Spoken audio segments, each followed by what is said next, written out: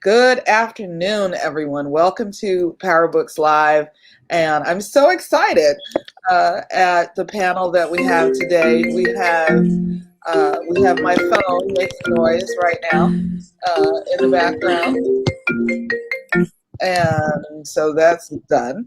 Back to the matter at hand. Today we have author Tavi. Is it Tavi or Tavi? It is Tavi. Yeah. Tavi Taylor Black. And two of her cohorts, Mia Adams Brooke and Kim Kirsten Bush, right? Did I get it right? Close enough. Or did I get it mixed up? No, you got it. Oh, good. Okay. All right. So we're going to say a little bit about everybody, and then we're going to get to talking about this fabulous book, Where Are We Tomorrow? So Tavi Taylor Black lives on an island near Seattle, where she designs sets for the ballet, works as the tour manager for Musical Mantra Group, and has helped found an anti-domestic violence nonprofit organization. Before earning an MFA from Lesley University, Tavi spent 14 years touring with rock bands. Where Are We Tomorrow was the first place winner of the 2016 PNWA Mainstream Fiction Contest and was also a finalist in the Nicholas Schaffner Award for Music and Literature. Several of Tavi's short stories have been shortlisted for prizes, including Aesthetica magazine's competition and the Donald Barthelme Prize for short prose. And these other two lovely ladies that we have with us, I have some information to share with you about them. So Kim resides full-time in Brooklyn, New York. Yay! Love New York. Still leans heavily on yoga to keep the mental institutions at bay. I love it. Misses the road and her compadres on it. Yeah, I bet that was a lot of fun. And would jump on a Tuscan vacation at the drop of a hat. So would I. Everything I've ever heard or read or seen about Tuscany seems like it's the place to go. Mia is also here with us. We're so happy. Mia is an actress, singer, a dabbler in many art forms, a yard sale fanatic, woohoo, collecting things, and vintage clothes collector. See Heavens to Betsy Vintage on Instagram. Her biggest joy is bearing witness to Hawaii's lush flora and fauna. She's appeared on Hawaii Five-O's on Hawaii Five-O and Netflix's The Naked Director, and in Tim Burton's Big Eyes. She's also one of the singing trees in Nora Jones' Sunrise video. Yay, singing trees. I love it. So what a stellar cast. And I know you guys can hear my co-host in the back because somebody's ringing the doorbell. But, this is the world we live in now. We don't have live TV so much as we have live internet. Yay! So welcome. And Tavi, I enjoyed reading the book so much. Such an interesting theme, a woman electrician, on tour with all these men, and like three other women besides the main, star of the whole thing. Just, I could totally feel how kind of weird that could be, like being the only few women on a tour with all these guys who are wondering why you're not, front row and why you're not waiting to greet them out back as That's right. That was your life for 14 years. Yeah, and longer. After I had a baby and then was off the road for 6 years, and then incredibly decided to go back and do some more tour managing until COVID hit. Yeah, wow. And were the guys really like these guys? Yeah, I'm going to answer that question first from my experience, and then I'll let the other ladies answer that. And of course, there were all kinds of people, but there were definitely people like these characters on the road. There were some that were just accepting and actually quite thrilled to have a woman there. One of the people that hired me said, I love having a woman on the road because it calmed these guys down. And I thought, if this is calm, if they're better behaved now, I can't imagine what it would be like without a woman there. But a lot of misogyny, a lot of, I just remember somebody once, just first time on a tour bus, and I was eating some potato chips and dropped a piece, and they just laid into me and were like, aren't you gonna get that? And I was like, whoa, yeah, I would have picked it up, but it was just startling to me. And it was really aggression about me being there in the first place, obviously. Yeah. What about you ladies? What was your experience? Who wants to go first? You should go first. Mia. Oh, that was a tip. Thanks a lot, Kim.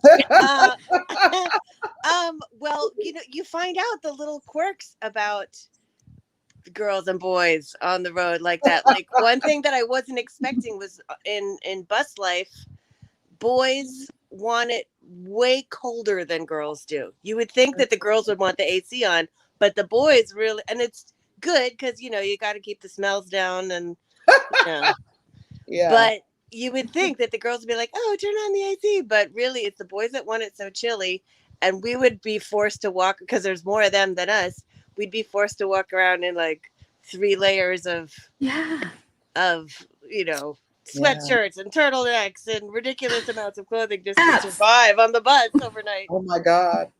That's interesting, Mia, that you bring that up, because I actually had a discussion in one of my classes that I teach at university about there was a debate between, do I want to say it was Rudy Giuliani and a woman? I can't remember the woman, but there was a whole debate about the temperature in the room. And really, seriously, I mean, they were going back and forth before this debate happened about, this was the stickler, was the temperature in the room. She wanted it warmer and he wanted it colder.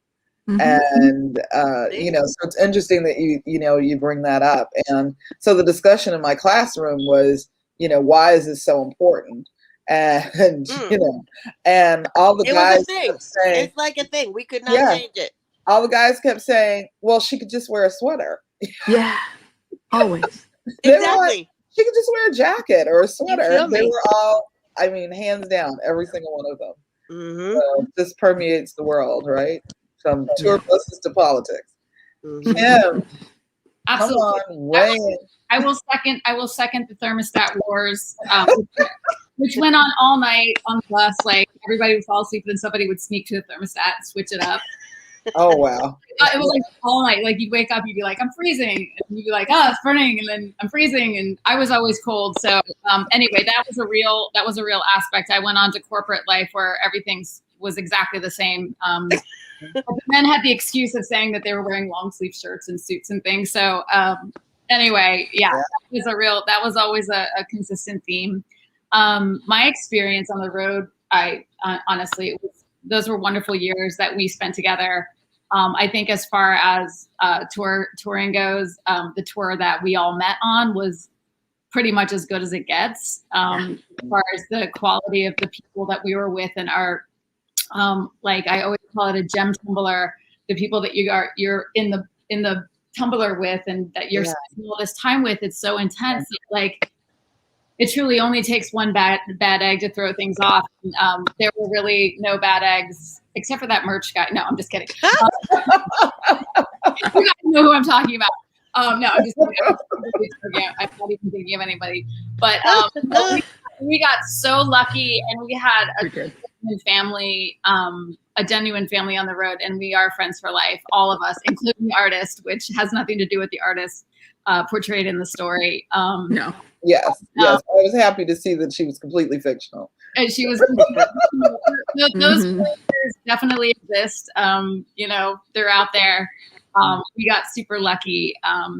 It was like I think back to those years, and Tavi's presence on Instagram, posting some pictures about of that time and bringing up all those memories are just like fantastic memories. So that's wonderful. That's great.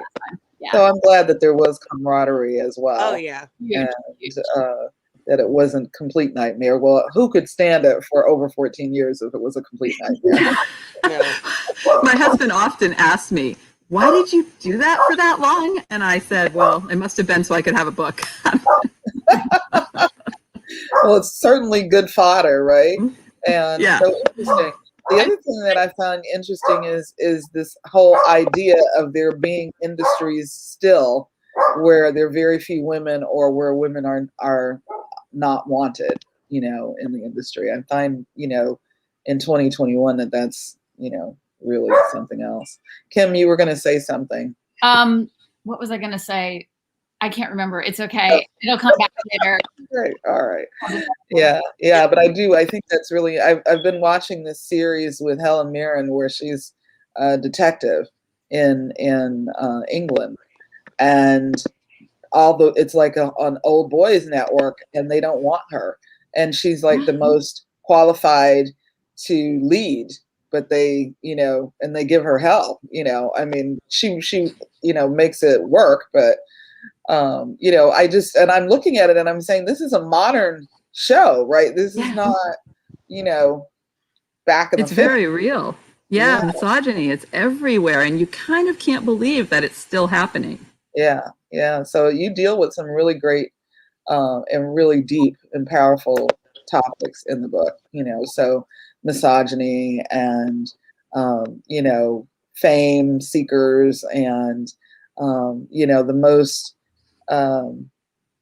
touching one for me was the miscarriage.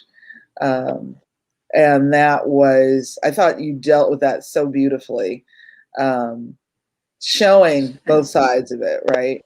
So often we don't, not only does the man not know how to deal with it so often, but other people don't know how to deal with it. Yeah. How did you decide to give that weight to? Well, for me, the impetus of just beginning the book was about the miscarriage, because I just felt like we don't talk about it. Once I had a miscarriage, and after I did, I realized nobody talks about it. It's kind of weird. And then I researched and I found out 1 in 4 pregnancies ends in miscarriage. It's kind of incredible. So this is something that we don't talk about, and all these women are having miscarriages. And so I started writing about that. And then I thought, I didn't really want to write about being on the road. I was kind of sick of it. I just thought, I don't want to write about that. But then I just got thinking about, first I worked with these fabulous women, and then I got thinking about, like, what better place to talk about this very female, very personal event in somebody's life than surrounded by men in a tour bus, you know, and it just had to happen that way.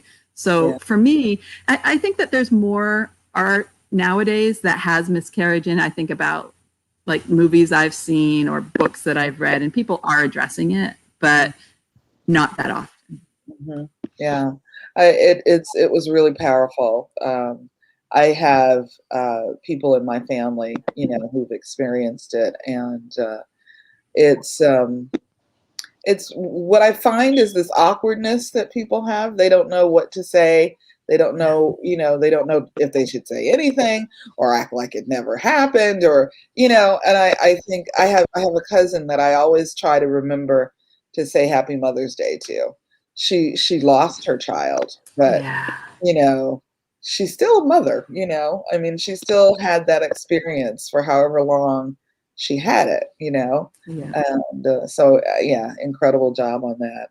Thanks. And for women, I mean, part of what I was writing about too is it's very real.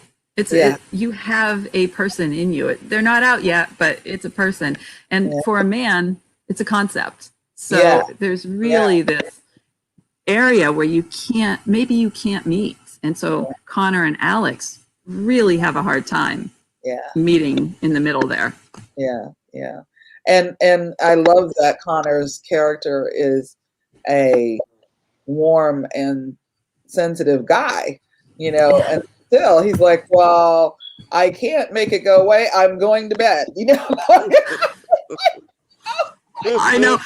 I had people that read that and said, why would she stay with that guy? So mad. about that part of it. But you know, they want to fix it. Most guys Yeah. want to fix it. So he couldn't fix it. You know, so I thought that was very powerful. Very, very powerful. What do you ladies think about that whole deal? You guys, excuse me 1 second. I have a cup that's leaking all over. I'll be right back. Okay, all right. Not a metaphor. Yeah, not a metaphor at all. Metaphoric. Yeah, well, just to address it in the first place, like Tavi said, it's just so powerful, and I found myself really touched reading that part. Yeah. And I think, you know what, I found that passage so real, like I've lived through that moment. You know, of like, okay, you're good, and you're left to deal with all of it on your own, and in a way, it is your own mountain to go through. So you're kind of on your own anyway. You can't really get help from anyone who truly understands. So it just made me think a lot, and I really appreciated that part a lot. I also appreciated that Alex did what she needed to do. Mm-hmm. You know what I mean? Like, she did what she needed to do. Yeah. And so often we don't. So often she didn't just sweep it under the rug and decide, okay, I'm just going to move on, you know, and never give voice to her feelings and her thoughts about it. So you took care of your leaking cup, Kim? What happened there? Did you have thoughts about the aspect? I will say that it was really interesting. It was such a riot to climb into the story and to see all these characters that I knew in real life. And obviously the storylines are fictional. They pulled from certain aspects of our shared experiences. But I was just like guffawing on the inside because they were so, like, the character attributes were so accurate. And I could just see, various folks. And then when the story took that turn, it was such a sharp contrast. And, I'm having my own personal experience of reading the story, which is going to be different from somebody who, isn't like, oh my God, I can't believe that we're all characters in this book that Tavi wrote, and it was like a holy crap moment, where I was just like, oh my God, wait a minute. Did Tavi go through all of this? Like, there were so many questions that came up all of a sudden. And it was, it brought a great sense of sort of perspective on, first of all, Tavi's role. We all play different roles. There's different expectations of those roles. Like, I was the yoga instructor, right? So I'm supposed to be like, there's expectations with roles that are on different positions on the masculine to feminine trajectory. Right. Being the yoga instructor, nobody would be surprised if I was around in like half dressed, and it's like, okay, whatever. She's gonna be like, she can do weird stuff. It's fine. Which gave me a lot of excuse me. Mm-hmm. But I was trying to like not be that character also. But in Tavi's case, she was really like living in a man's world in her exact role, which was an ego challenge, I think, in many cases.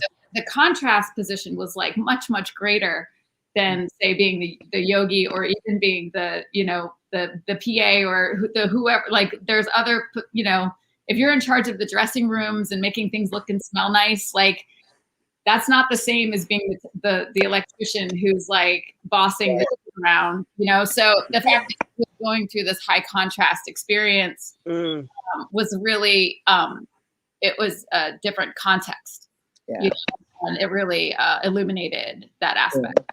Yeah, you really got a bird's eye view, right? Really, really, really did. Literally. And just to, I really, Tavi, I haven't had a chance to share this with you, but I thought you did such a beautiful job of making it so real and raw, and like, I mean, really, truly, like, felt that deeply with you in the storytelling. So really, you guys have got to get this book. It's really a good read, and deep and textured, it moves and flows through life. So yeah, really, really cool. Yeah, mental health, you know, you deal with mental health, all these topics that people don't want to talk about, you know. The scene in Tuscany, you know, with Lily was just heart-wrenching, you know, with her character. So there's a you're dealing with a lot of tough topics.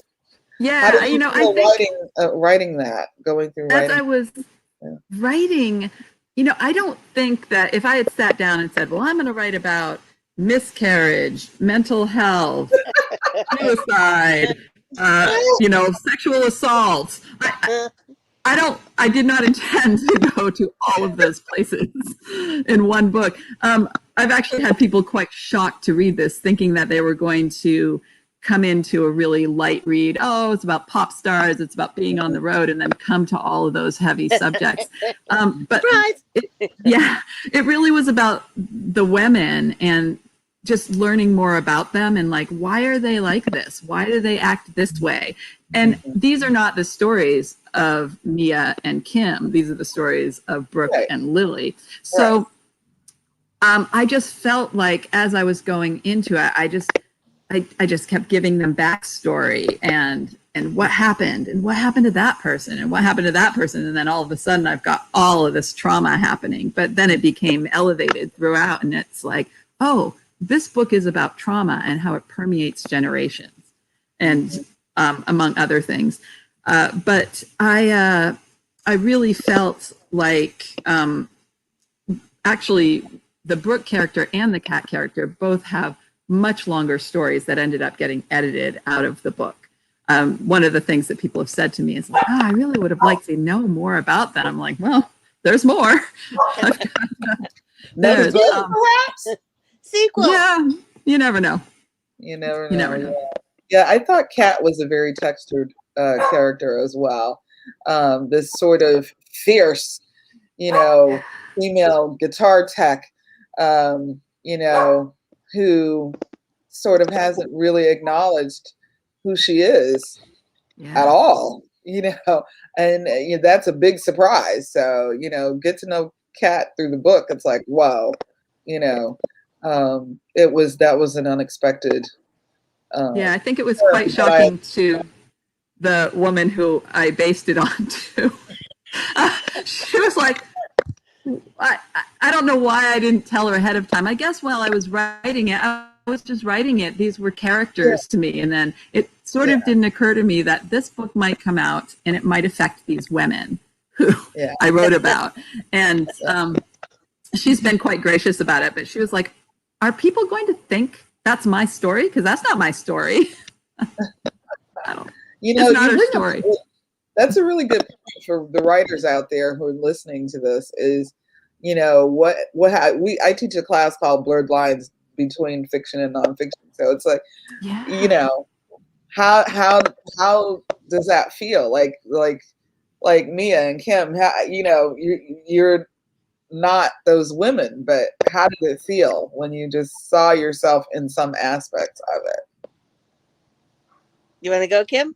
All right. I'll jump in. It's your turn, Kim. It's your turn. I will say that it was actually uncanny in my particular case. I had other experiences on the road that were not too far from Lily's character, and it was really it was very actually emotional for me, having been through some tough parts of the journey and made it back. Like Lily's character ultimately looks like she will.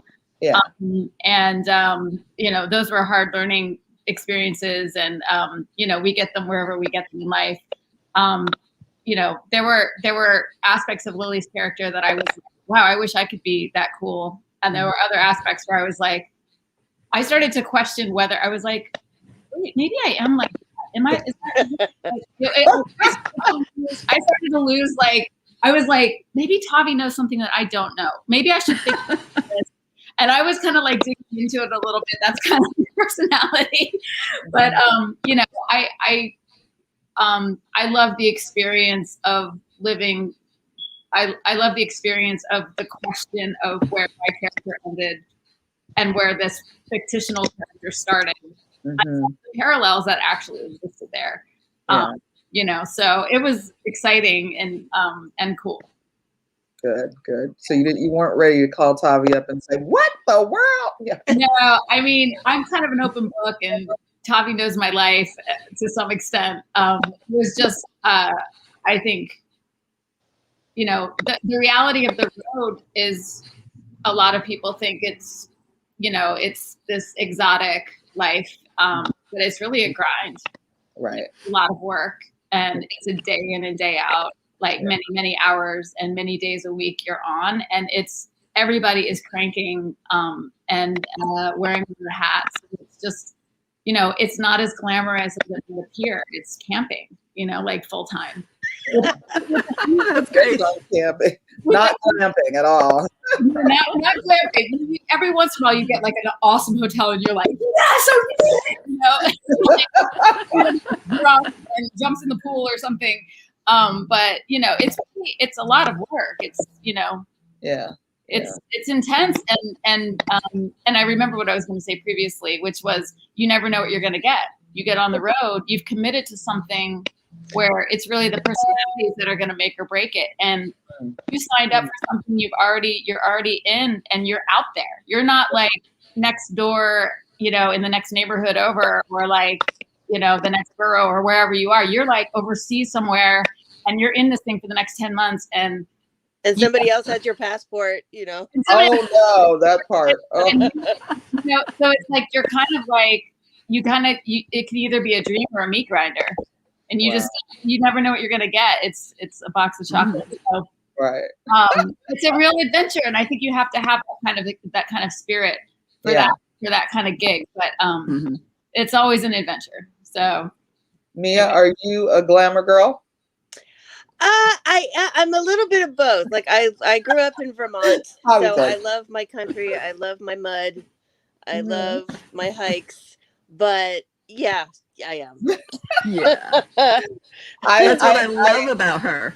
I'm kind of a part-time fashionista, so I love that Brooke was always gussied up. And well, when I showed up on set the first day, I was kind of new to the group, and all the girls that had been on crew for a long time, they took one look at my little high-heeled sneakers and were like, she's going to last about 5 minutes. Watch this. And then I was like, oh no, I can move backwards and spin around, and I wear these all day, and don't you worry about me, I'm fine.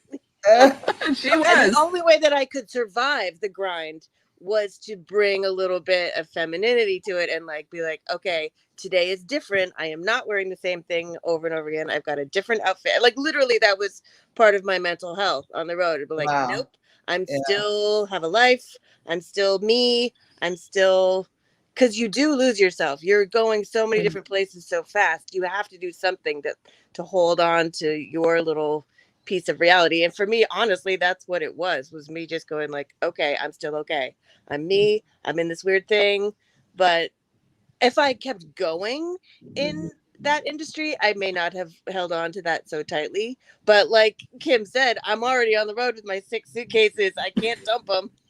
And I'm getting more clothes along the way. Oh my God. So you'll have 8 by the time you get home. Oh, I loved that. I mean, all of that. You read it. I put it in there. I couldn't not. I was so, if you weren't you, I wanted so badly to be mad at you and your 6 suitcases, but I just fell in love with her. I couldn't be mad at it. You always knew where you could borrow a pair of high heel sneakers. That's right.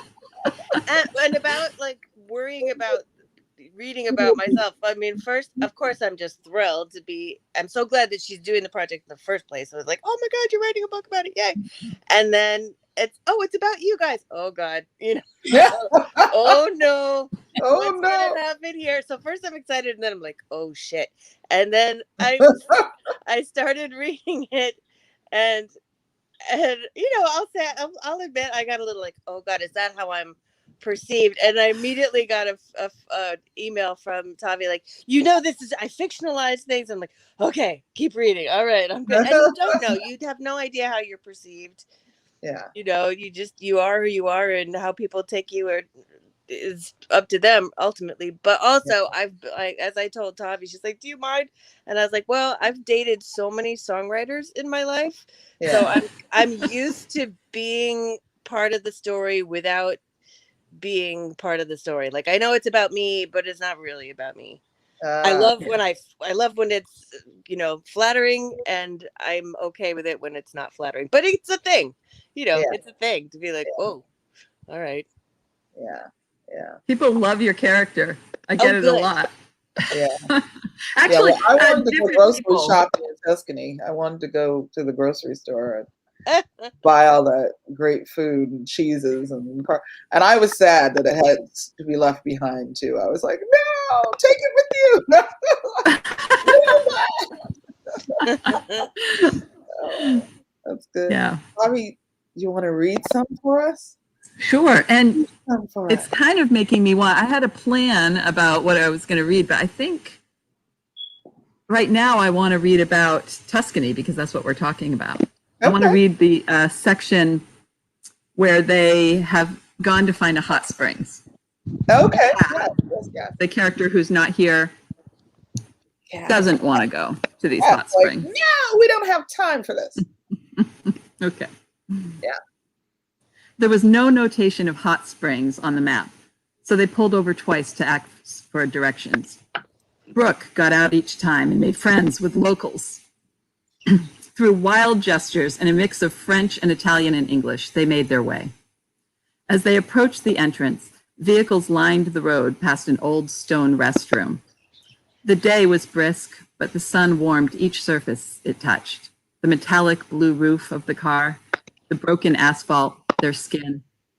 Lily, groggy, flopped back in her seat while Brooke cheerfully opened the trunk and rifled through her luggage. Wonder if they wear suits here, Alex said. No one does at hot springs in the Northwest. I'm not going to be naked in front of a bunch of strangers, Pat exclaimed, horrified. A boy wearing an arrowhead pendant around his neck stepped out of a parked camper with a dreadlocked girl. They wore bathing suits and carried threadbare towels. The couple headed down a path through sparse woods, the boy's hand across the small of the girl's back, half covering a Chinese character tattoo. Lily, watching, winced and considered the cherry blossom on her lower back. How meaningless, how false, and how permanent. Looks like your dignity can remain intact, Brooke teased Kat. They changed in the car one by one, cramped legs wiggling into dry suits. We can't dawdle, Kat warned as they followed a gravel path down to the pools. Alex wrapped her arm around Kat's stiff, unyielding shoulders. Take it easy, she said, as Kat leaned awkwardly into her, making a weak attempt to loosen up. When they emerged from the trees, the land spread out into a handful of rocky pools where a dozen people lounged. In a wide lower pool, the young couple and an elderly man had plenty of space between them. The smooth white rock lifted and sprawled. 3 upper pools had been carved out, some shallow, some deep. Water cascaded down from rocks more than 10 feet above the pools. The falls made a low roaring sound that reminded them they were in another country. They had left the claustrophobia of arenas. Beyond the pools rolled a lazy stream, its rock bottom visible for the first 10 or so feet, until the water became deep and inky blue.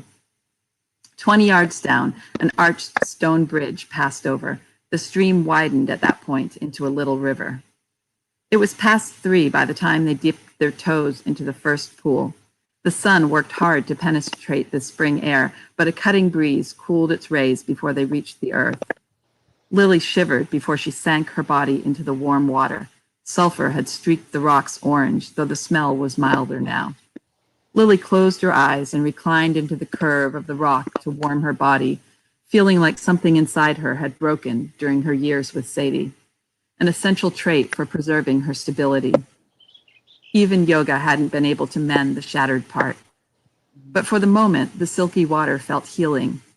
Lily lowered herself further as the water soaked through her bathing suit and onto her skin. The voices of other bathers rolled over her. She sank her head down into the pool of warmth until water rushed into her ear canals, filling her head with the stopped-up sound, so dissimilar from being submerged under a spirit of weight and obligation. Lily dunked her whole head, pretended this was a holy dip. When her air was almost gone, she resurfaced and took a deep breath. In the distance, a baby cried, a sound Lily thought she might have imagined. In the shallow part of the stream, a mother supported a baby wrapped in a sling. The woman swayed back and forth and tried to comfort the child, but he wouldn't be quieted. Finally, the mother offered her breast to the baby, who greedily took the nipple into his mouth. "Ever heard of modesty?" Kat muttered. Though she was lightheaded from the pills and the heat, Lily reached for her camera. She kept the lens low and inconspicuous as she bent and shifted for the ideal angle and snapped photos of the nursing mother. Alex didn't watch the woman. She stared downriver, her face red and sweat-streaked. "It's kind of gross," Brooke said. "The thought of some little creature yanking on your tit. Hard to separate from the sexual." "Breastfeeding is natural," Lily said from behind the lens, imagining herself a mother. What it would be like, how your focus would change. You'd feel differently if the baby was yours. Brooke grimaced as she watched the mother squat on the edge of the bank. "It's icky, especially with boy babies," Brooke added. "Oedipus and all that." "That's ridiculous," Lily said. Brooke held up her palm, done trying to convince. "I'm just saying." The sun had retreated. Lily lifted her chin to the sky and set her camera down. Through half-closed eyes, she observed her friends, these women, all between 30 and 50 who had no children. Oddballs, each of them, unusual females employed in an industry that encouraged them to be neutral, even neutered, not cultivate their feminine sides. The road had no room for babies, for husbands, or for personal relationships. Alex, silent until now, stood up in a sudden rush, all full of urgency, nearly panicked. "I need to get out of here." The air rose goosebumps on her skin, and she hesitated, shivering. She bent a knee and was poised to step out of the pool when Lily warned her. Alex?" "What?" "Oops, honey." Brooke tugged on her arm. "Sit down." "Why?" "Seems your little friend, as my mom used to say, is visiting," Lily told her. I'm going to stop there. So much texture, so powerful, so many things in that scene, just so much going on there. Women, the freedom to breastfeed in public, what the reactions are, both female and otherwise, right? Everybody's not on the same page, and the hated, dreaded little friend unexpectedly visiting you. Has every woman had that experience? My God, like, really? Yeah. It's just so rich, but the musing of Lily's character and how she's feeling, her energy being drained from all sides and just all of that. And Alex is like, "Oh, I got to get away from this kid," right? This woman and the child, all of this, so much going on. So rich. And the book is so richly threaded with these, I don't know, I keep coming back to multi-textured, just like. Yeah. Well, that's why it took 10 years to write. Oh God, 10 years. Oh no. 10 years. I mean, it wasn't the only thing that I worked on, but right. From conception to contract was 10 years, almost exactly. Wow. And but it's one of the things that I had to keep going back to because the early drafts didn't have that. It didn't have that sort of textured layering, going back in and being able to use a scene like that one to put in a lot of different things. Where are all these different characters coming from? I mean, to be able to get in the part about, originally it was Alex going under the water, but then I needed to have Lily do that to bring up her religion and her feelings of, you know, a holy dip and things like that, you know, just going back into every scene and how can you make this more impactful? Yeah. How do you show rather than tell? Yeah. That's right. Yeah. That was great. That was absolutely great. A really wonderful feeling. And I hope I thought I was going to start with reading a bit on the road, but it really seems like there's almost two parts of this book, right? There's the road part in the beginning, and then the second half they're in Tuscany, which is a very different book than the first half, until they come back around and come back on the road. And so for some of those lighter parts and fun parts, I know I was reading the media kit, and it was talking about practical jokes and things happening on tour. So it wasn't all soul searching and navel gazing. There was not at all. Fun and trickery going on. And, practical jokes. I mean, there's sort of the thing that keep you going, and you need some levity because it is such hard work, and you need to have those outings, and you need to, you know, have the bubble baths, the fancy hotels. Yes. And unexpected drama on the road. So you're going to read a little bit more for us, and talk about some of the things that happen when you're when you're out there. I'm going to read a bit about when they're crossing over into Mexico from the U.S. All right. Border Patrol. Border Patrol. Crew from all 4 tour buses tumbled out onto the paved zone between the U.S. and Mexico. No man's land controlled by Border Patrol agents, an area where the future was completely reliant on the whim of those agents. Dogs on tight leashes, sniffing and searching, in step with their tight-faced and unamused handlers, weaved in between the weary crew, backs to the wall of the buses. There was near silence as the drum tech got pulled out of line, frisked, and asked to follow the 2 of the mustachioed agents inside. Orange lamps that arced out from the stucco building threw shadows against the feet of those who remained, waiting to be released. Dead man walking, someone mumbled, to a chorus of rippling laughter. Word made it up the line in record speed. They found a nugget of pot in the drum tech's pants, a forgotten little bud, nothing more than a couple of seeds and a stem, dropped from an inverted pocket. Enough of a quantity, however, to prevent the whole band and crew from flying through customs. The outcome was unclear for the drum tech, as they were instructed to retrieve their suitcases from the bays of the bus and move inside, into the stark customs waiting room lined with 6 or 7 gray plastic chairs, stained and scuffed, each bearing the history of those who had passed through, who had crossed over or been turned back. Sadie's crew stood in line on a filthy tiled floor, suitcases at their feet, each waiting his or her turn to throw luggage up onto a long metal table to be opened up, rifled through, inspected. Alex watched the agent sift through Brooke's myriad of cases. He pulled out scarves and shoes, piling and tossing to the chagrin of a pouty, silk pajama-clad Brooke. "Oh, honey, be careful. I've got those arranged by outfits," she said to the agent, but her usually successful feminine wiles met a dead end. The acne-scarred, buzz-cut Mexican simply scowled and told her in sharp, consonant-heavy English to keep her hands at her sides. Standing in formation like a military recruit, exhausted yet full of anticipation, Alex had the deep longing to be at home, in bed with Connor, his strong breath ruffling the back of her hair, his heavy arm wrapped around her waist. She tried to conjure Connor's baby-smooth, white-collar hands running lightly across her skin.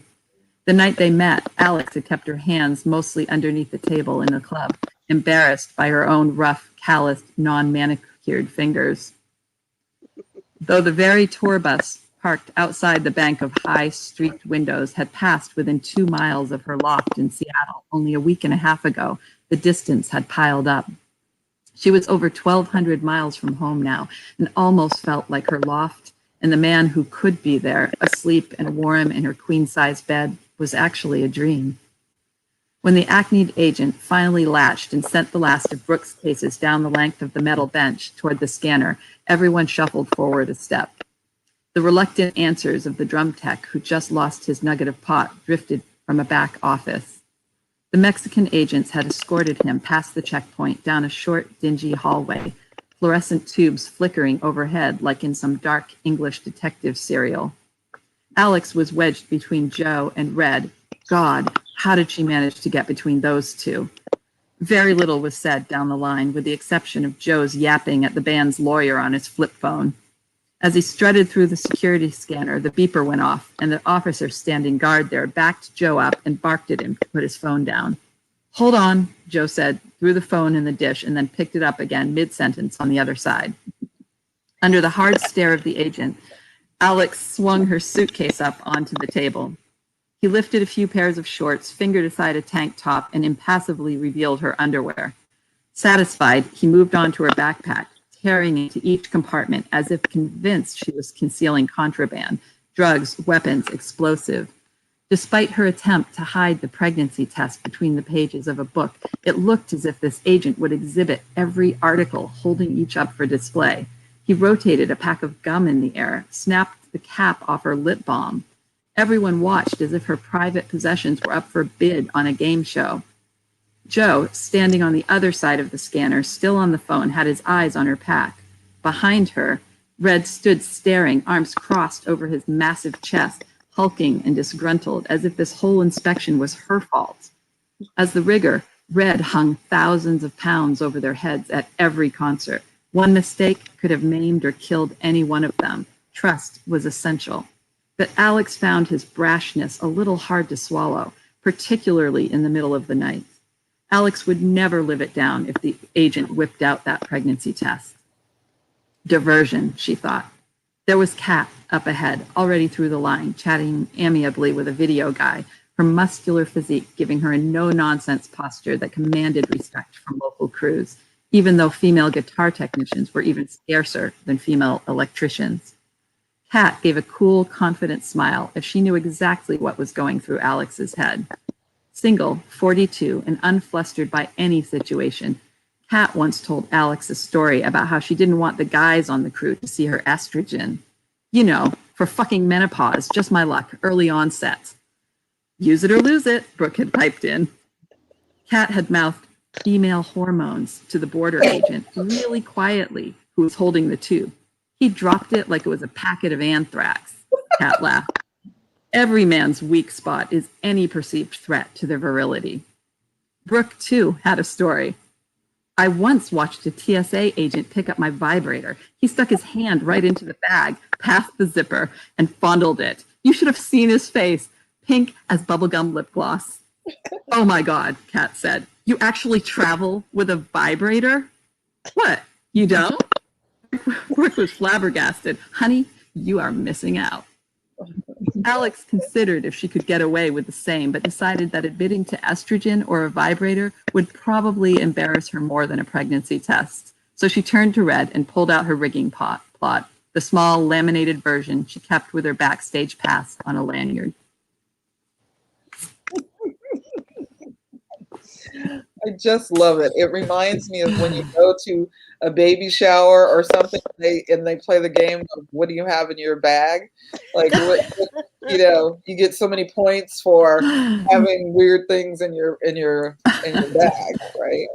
And Yeah. so this guy is going through every single thing, and you're like, oh my God.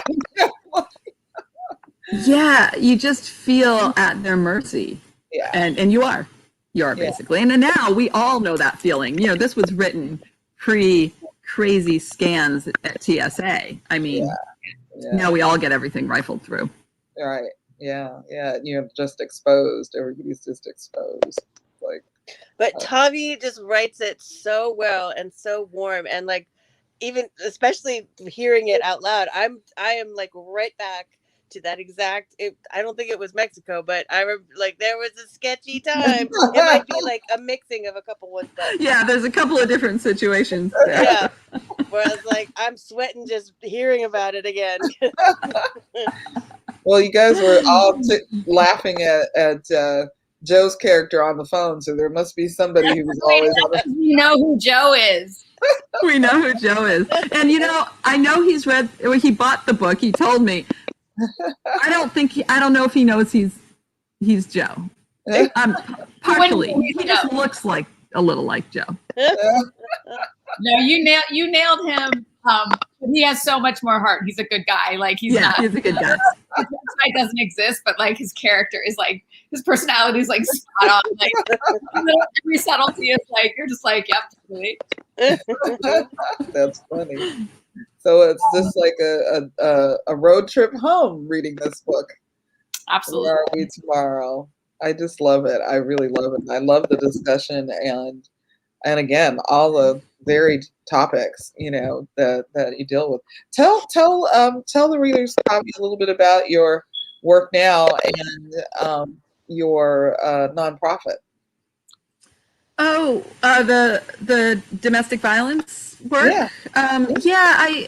So in the interim, when I had my daughter and couldn't be on the road anymore, I started doing nonprofit work. I had already I had started a nonprofit arts organization when I was younger and still on the road, and so I knew about nonprofits. I'd done the paperwork, but when my daughter was a baby, I had worked for the youth council here on the island, and somebody had just asked me to be part of a focus group to look at domestic violence on the island, and I was interested in that topic, and so I said I would help, and then it turned out we really needed some services here. So together with a bunch of people, we worked on forming a board, getting grants, and it was called the Dove Project. And I did it for about 3 years. My daughter was a baby. I was the only advocate at one point on the island. Oh. And I was still writing, and I just went to the board that I just put together, and I said, I feel like I have 3 babies. I have the Dove Project, I have my real baby, and I have my book. And one of them has to give, and I just can't do this anymore. But the beautiful thing is I found this wonderful woman to run it, and she had just moved on the island. She had a master's degree or a PhD in gender-based violence, and I just thought, oh, she's so much more qualified than I am to run this organization. And I had done training, but not like her. And she, her name was Betsy Archambault, and she just took the Dove Project and ran with it. And it's really strong on the island. She lasted 5 years because it's such difficult work. But it's still going strong, and it serves so many people here. And I'm very proud of everybody that has worked with that organization. And it's interesting because abuse comes into the book, and again, not intentionally, but the stories just developed as I went along, and it's such an important topic for me to talk about. I feel very passionately about domestic violence and bringing it out into the light, sexual assaults.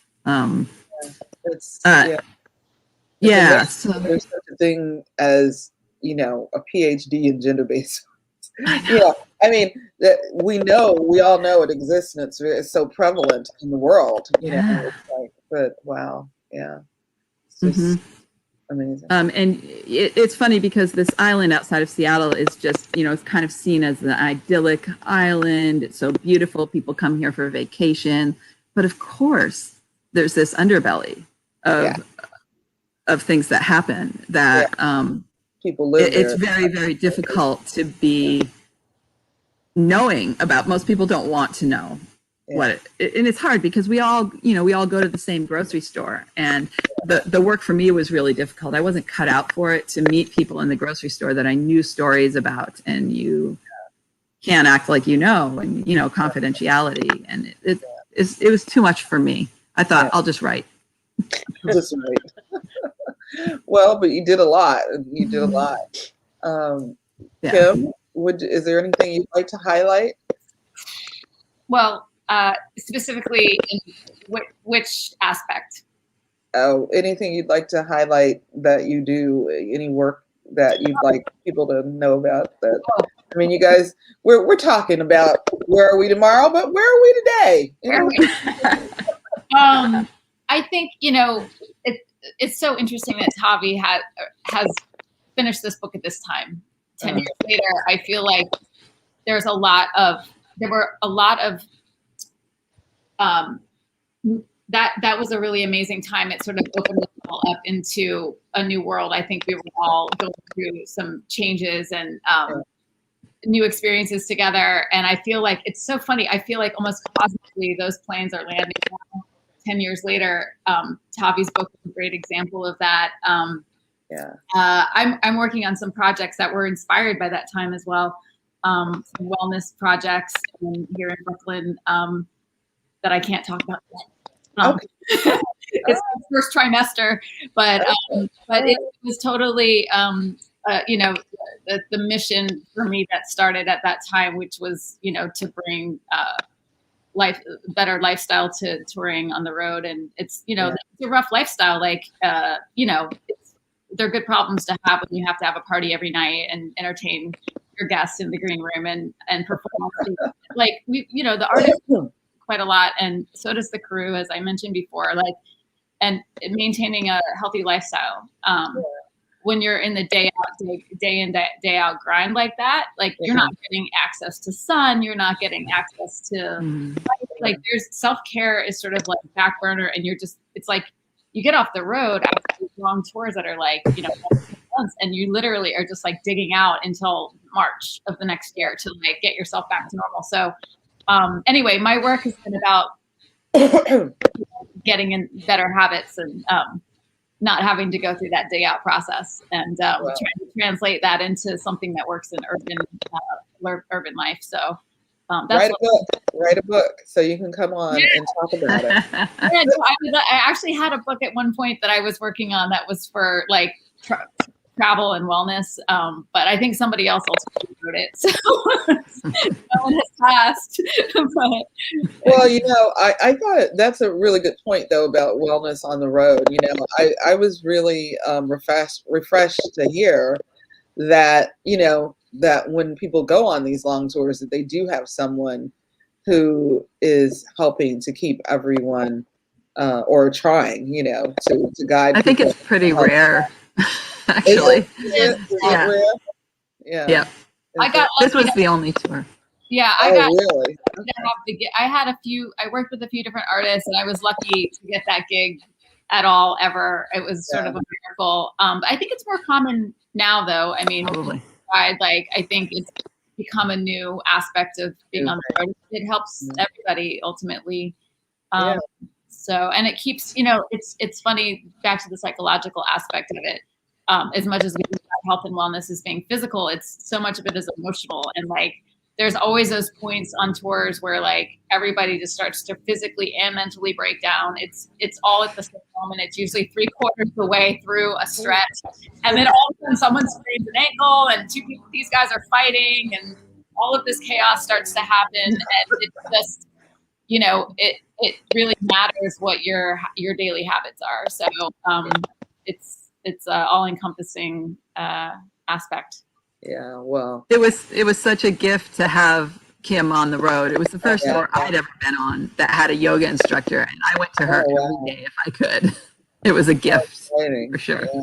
And I will add that Tavi, I was so intimidated because I was a relatively new teacher, and Tavi shows up with 20 years of yoga experience. And I'm used to these guys who have never touched their knees before, and now I've got a girl who knows more about yoga than me. I'm I don't even know what I'm so embarrassed, and I haven't even started.